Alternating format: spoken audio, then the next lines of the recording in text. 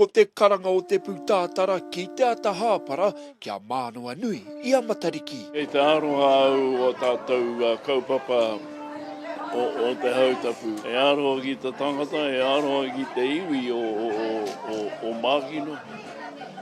Engari o tātou tamariki. E miharo o tātou katoa kia Pikia, tātou katoa ki Mākino, tātou katoa ko Ngāti Whakahemo, o tira te marae nei o te awhi o te rangi, o Tawake Moetāha.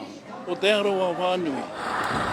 E ke atu i te rimarau o ngā uri o te aroa i tai atu ki runga o Pā Mauria kia whakamahia ai te hautapu umu koukou whetū. Ko Pā Mauria, ngā tupuna kuia karaua kei reira Mākino, ko te maunga tapu kia Mākino. E wā tuatahi tēnei o te hautapu o tō tātou hapu iwi, kia kotahi o tēnei kaupapa.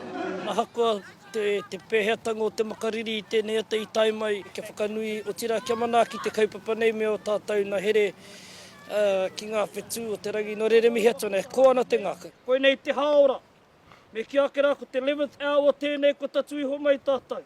Ko ngā tohunga karakia, me ana kai karanga no te tokotoru o manawa kotokoto o Ngāti Pikiao i takia mai te hautapu o te ata.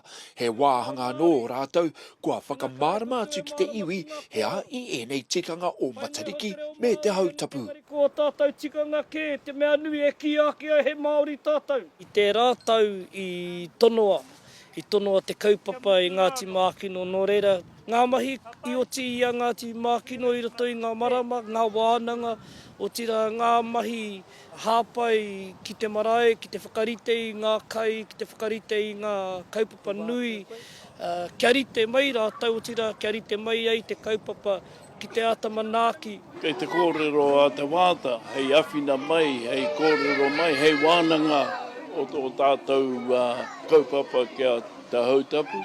It is the hope, the vision and the aspiration of Ngāti Mākino to continue this, to embrace our tamariki.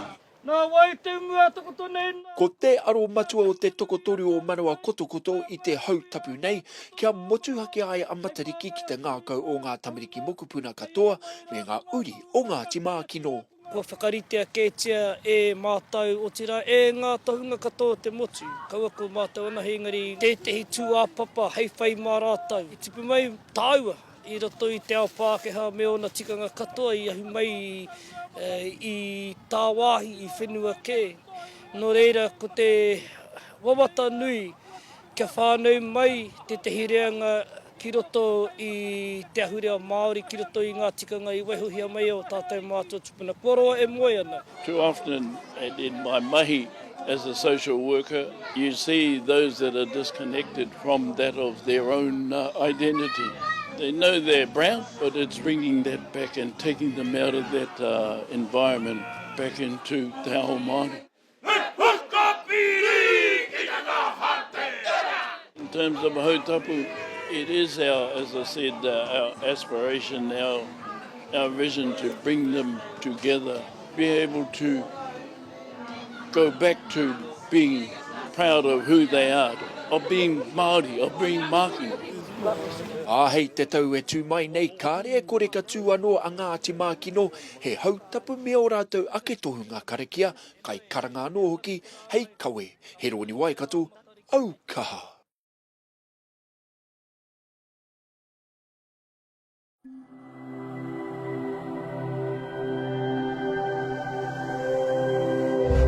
Ko te reo, te take.